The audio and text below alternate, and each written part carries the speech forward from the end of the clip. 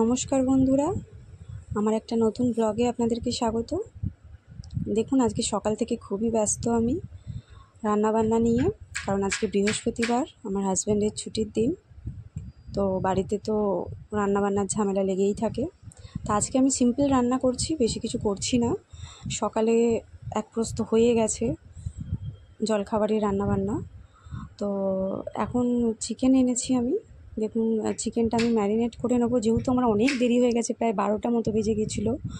সে কারণে আমি চিকেনটা আগে থেকে ম্যারিনেট করে রেখে দিচ্ছি তাড়াতাড়ির জন্য। একটু ভিনিগার দিয়েছি, চিকেনটা ভালো করে ধুয়ে নিয়েছি, ভিনিগার, তারপরে হলুদের গুঁড়ো, লঙ্কার গুঁড়ো, জিরের গুঁড়ো, ধনের গুঁড়ো, যা যা লাগবে সব আমি একেবারেই এখন দিয়ে দিচ্ছি, পরে আমি আর কিছু দেবো না। আর পেঁয়াজ কুচি, সর্ষের তেল, আর নুন, আর এখানে আমি কিছু কাঁচা লঙ্কা আমি কুচি কুচি করে দিচ্ছি, কারণ গুঁড়ো লঙ্কাটাও আমি দিয়েছি, কাঁচা লঙ্কাটা দিলে বেশি ভালো টেস্টটা হয়। কাশ্মীরি লঙ্কা, আর এখানে আমি আদা রসুনটাও অ্যাড করেছি পরে, এটা আমার মিস্টেক হয়ে গেছে দেখাতে। আর এখানে আমি আলু কেটে রেখেছিলাম, সেটা আমি ভেজে নিয়েছি। দেখুন, এখানে আমি দিচ্ছি তেলের মধ্যে একটু জিরে ফোড়ন আর শুকনো লঙ্কা দিয়ে আমি আলুগুলো যে কেটে রেখেছিলাম, নুন হলুদ মাখিয়ে রেখেছিলাম, সেটা আমি ভেজে নিচ্ছি। অল্প একটু আলু ভাজা করছি। আর ডাল আমি সিদ্ধ করে রেখেছিলাম, এখানে ভাতের জলও আমার ফুটে গেছে, চালটা আমি তুলে দিলাম। দেখছেন, আলু ভাজায় পেঁয়াজ কুচি অ্যাড করে দিচ্ছি আমি। আর দেখুন, যে আদা রসুন বাটাটা বলছিলাম, সেটা আমি দিয়েছি কিছুক্ষণ পরে। আমি ভুলেই গিয়েছিলাম রান্না করতে করতে তাড়াহুড়োতে। আর এইদিকে একদিকে রান্না করছি, একদিকে আমাদের কাজের বৌদি যে ছিল সে কেচে দিয়ে গেছে। আমার মেলারই টাইম নেই, একটা একটা করে মেলছি আর রান্না করছি আর ভিডিও বানাচ্ছি। এখানে দেখুন, তেলের মধ্যে আমি তেজপাতা, শুকনো লঙ্কা, জিরে ফোড়ন দিলাম, আবার ডালটা সম্বর দেবো বলে। আর ডালটা এখানে আমি পেঁয়াজ কুচি আর রসুন কুচি দিয়ে সেদ্ধ করে রেখেছিলাম, কারণ ওই বললাম টাইম নেই এত ভেজে ভুজে করার, সেই জন্য আগে থেকে ওর মধ্যেই দিয়ে দিয়েছিলাম। একেবারে ডালও সিদ্ধ হয়ে গেছে, সেগুলোও সেদ্ধ হয়ে গেছে। আর এইভাবে একবার ছকে নিলেই ব্যাস, নুন মিষ্টিটা অ্যাড করে দেবেন স্বাদ মতো, তাহলেই ডাল রেডি। আমি তো এরমভাবে করি, ডালটা খুব সুন্দর টেস্ট হয়। জানি না আপনারা কে কে করেন।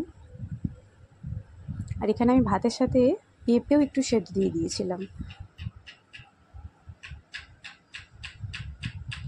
এবার আমি চিকেনটা করব, সেই জন্য আমি তেলের মধ্যে তেজপাতা আর পেঁয়াজ দিলাম, আর গোটা গরম মশলা দিয়েছিলাম, এলাচ, লবঙ্গ, দারচিনি। একটুখানি পেঁয়াজ রেখে দিয়েছিলাম ভাজার জন্য। এরপর ওই ম্যারিনেট করা মাংসটা দিয়ে দিলাম, পেঁয়াজটা হালকা ভেজে নিয়ে। এই মাংসতে কী বলুন তো, মাংসটা অনেকক্ষণ কষাতে হয়, কারণ ম্যারিনেট করে রাখা থাকে তো, ভিতরে ভিতরে সব ঢুকে যায়। তো অনেকক্ষণ ধরে কষালে টেস্টটা দারুণ হয়। কষানো হয়ে গেছে। আমি টমেটো সসও 1 চামচ অ্যাড করেছিলাম, দেখলেন। টমেটো আমি অ্যাড করিনি, এর সাথে ইউজ করিনি, সে কারণে টমেটো সস দিলে টেস্টটা দারুণ হয়। পুরো তেল ছেড়ে গেছে। এইবার আমি আলুগুলোও দিয়ে দিলাম।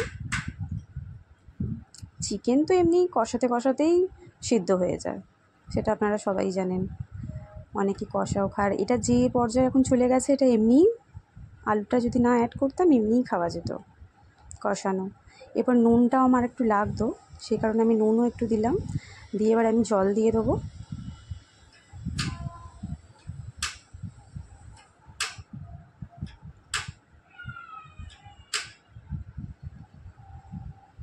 দেখুন, আলুগুলোও সেদ্ধ হয়ে গেছে। এবার আমি সানরাইজের শাহি গরম মশলা যেটা আছে, সেটাই আমি বেশি ইউজ করি, ওটাই আমি দেব।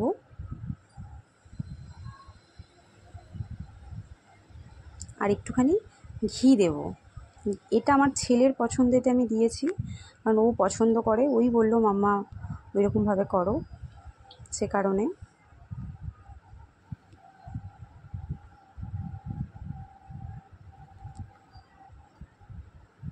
দেখছেন কালারটা কত সুন্দর এসেছে।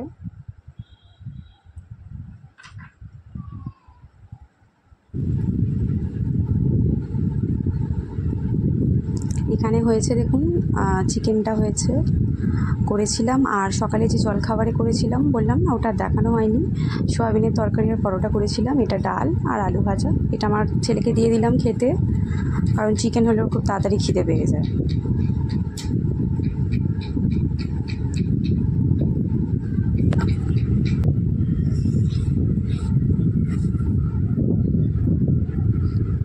ও এসে গেছে খেতে, খেয়ে নিই, পরে আমরা বসবো।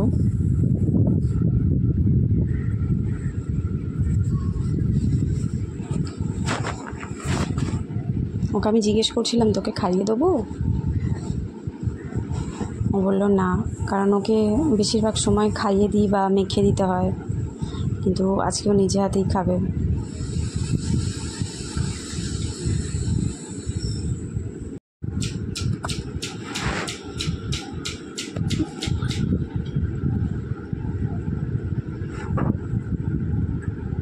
আর আজকে ওর ফেভারিট যেহেতু চিকেন বানিয়েছি, ও খুব খুশি। আর আরও খুশি হলো, ওকে বললাম বিকালে একটা স্ন্যাক্স আইটেম বানাবো, ওটা শুনে। এটা দেখুন আমার মানে খাবারের প্লেটটা, আমি সয়াবিন আর নিয়েছিলাম, কারণ যেহেতু আমি চিকেন খাই না। আর এখানে বিকালবেলায় চলে এসেছি আবার এগ বল বানাবো বলে। তার জন্য আমি দেখুন স্লাইস পাউরুটি যেটা আছে সেটা নিয়ে নিয়েছি কয়েকটা পিস। যেরকম আপনারা ডিমের বানাবেন সেই হিসাবে আপনারা এক এক টুকরো ডিমের একটা করে পাউরুটি লাগবে, স্লাইস লাগবে, সেই হিসাবে এখানে আমি ধারগুলো কেটে নিয়েছি। কেটে নিয়ে আমি এটা জলের মধ্যে একটু ভিজিয়ে নিয়েছি, মানে ভিজিয়ে রাখতে হবে না, সঙ্গে সঙ্গে ভিজিয়েই তুলে নিতে হবে, ভালো করে জলটা চিপে নিতে হবে। এরপরে ওই সেদ্ধ ডিমগুলোকে আমি 4 ভাগ করে কেটে নিয়েছিলাম।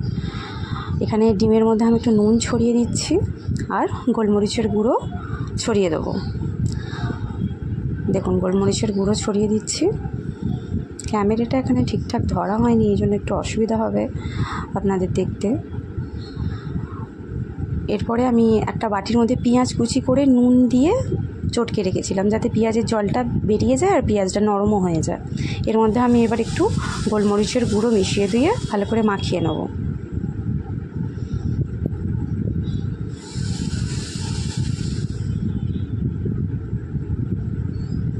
আপনারা চাইলে এটা একটা ডিমকে 2 ভাগ করেও করতে পারেন, মানে হাফ হাফভাবে। আমি এখানে 4 ভাগ করেছিলাম। এবার এই পাউরুটি যে ভেজানো পাউরুটিটা ছিল, জলটা চিপে রেখেছিলাম, তার মধ্যে আমি ডিমটা নিয়ে নিয়েছি। ডিমটা নিয়ে আর এখানে ডিমটা আমি ভালো করে, ডিমের উপরে আমি একটু পেঁয়াজ কুচি দিয়ে দিলাম, যেটা আমি মাখিয়ে রাখলাম গোলমরিচ আর দিয়ে। এবার সেটাকে পাউরুটিটাকে আমি ভালো করে চেপে নিয়ে দেখুন রোল মতো করে নিচ্ছি, মানে গোল গোল করে নিচ্ছি। ভালো করে চাপতে হবে, ডিম যাতে না বেরিয়ে থাকে। এরমভাবে আমি সব কটা করে নেব, তারপরে ফিরে আসছি। আর অ্যারারুট নিয়ে রেখেছিলাম একটা বাটিতে আমি, তো অ্যারারুট মানে কর্নফ্লাওয়ারটা, এটা আপনারা অ্যারারুটও নিতে পারেন বা এর পরিবর্তে না থাকলে ময়দাও নিতে পারেন। ওটা একটু নুন দিয়ে জলের মধ্যে একটু গুলে রেখেছি। আর যে ডিমের বলগুলো যে আমি বানিয়ে রেখেছিলাম সেটা ওর মধ্যে চুবিয়ে, আর এখানে একটা প্লেটে ব্রেড ক্রাম্বস আমি রেখেছিলাম, ওর মধ্যে আমি কোট করে নেব। দেখুন, দেখতে পাচ্ছেন না হয়তো আপনারা ভালো করে ক্যামেরাটা ঠিকঠাক ধরা হয়নি, সে কারণে এইভাবে আমি প্রত্যেকটা ওইভাবে কোট করে নেব।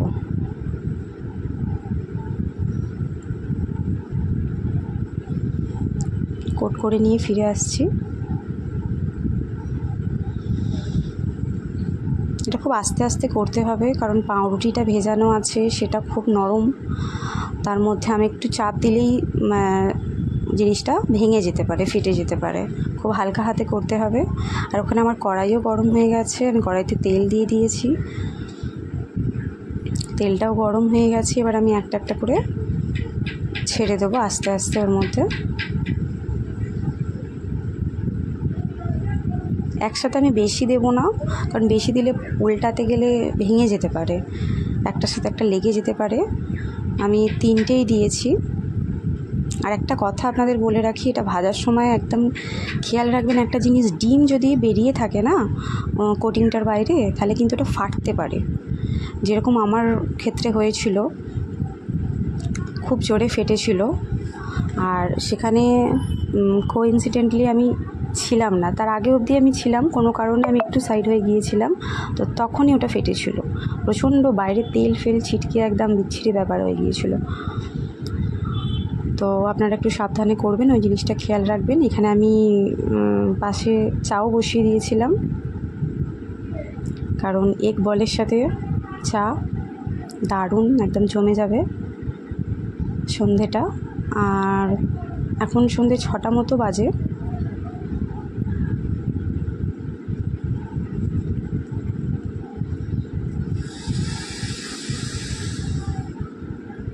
দেখুন আমি সাজিয়ে নিয়েছি, আর আমার হাজব্যান্ডকে আমি দেব গিয়ে, ও খেয়ে বলুক কেমন হয়েছে।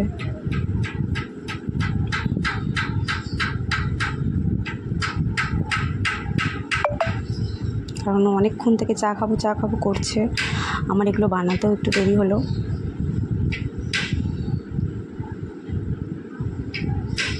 ওকে আমি জিজ্ঞেস করেছিলাম কেমন হয়েছে, আর ওর মুখের এক্সপ্রেশন দেখে আপনারা বুঝতেই পারছেন যে কেমন হয়েছে। ও বলেছিল যে দারুণ হয়েছে খেতে, কারণ ওর ভয়েসটা তো আর শোনা যাচ্ছে না বা শোনা যায়নি, যেহেতু পরে আমি ভয়েসটা দিয়েছি সে কারণে। দেখুন এটা কত সুন্দর হয়েছে। আমার ভিডিও ভালো লেগে থাকলে লাইক সাবস্ক্রাইব অবশ্যই করবেন, আর ফেসবুক থেকে দেখে থাকলে